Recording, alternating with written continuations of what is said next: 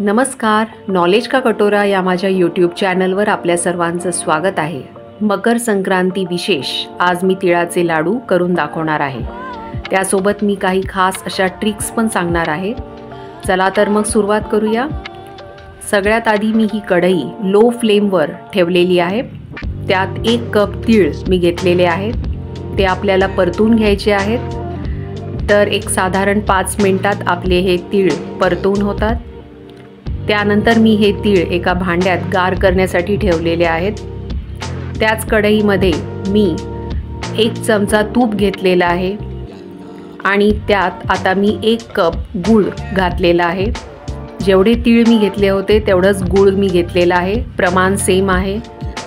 तर हे पण आपण लो फ्लेमवरच परतून घेणार आहोत।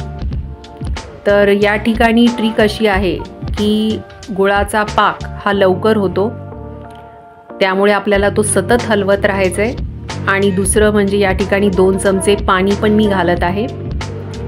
तर आपल्याला हे सतत हलवत राहायचे आणि लो फ्लेमवरच ठेवायचे, फ्लेम वाढवायची नाहीये। आणि जेव्हा हा पाक होतो तेव्हा या ठिकाणी तुम्हाला फेस आलेला दिसेल, त्यावरून कळू शकतं तुम्हाला पाक रेडी आहे।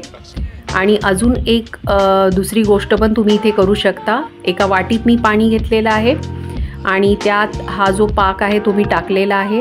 जर हा स्प्रेड झाला नाही तर तुमचा पाक रेडी आहे असं तुम्ही समजू शकता। तर हा पाक रेडी आहे। तर गॅस लो फ्लेमवरच आहे। तर आपण जे परतून घेतलेले तीळ आहेत ते मी आता यात घालत आहे। ते आपल्याला या ठिकाणी लवकर मिक्स करून घ्यायचे आहेत, जास्त वेळ लावायचा नाही आहे। आणि आता हे नीट मिक्स करून घेतलेत मी।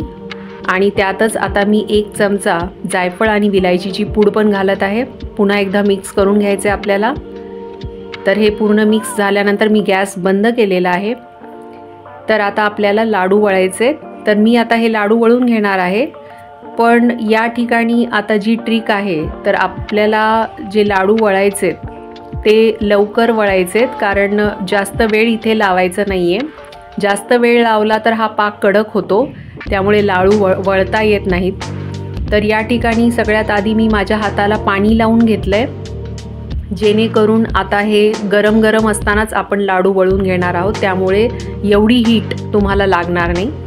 तर मी एका हातावरून दुसऱ्या हातावर असं घेत लाडू वळून घेत आहे, त्यामुळे ते लवकर वळतात आणि शिवाय हीट पण लागत नाही। ही दुसरी ट्रिक आहे।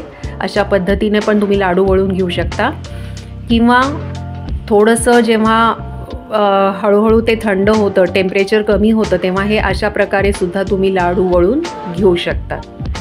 तर अशा काही खास ट्रिक्स वापरून तुम्ही हे तिळाचे लाडू बनवू शकतात। तर तिळगुळ घ्या आणि गोड गोड बोला।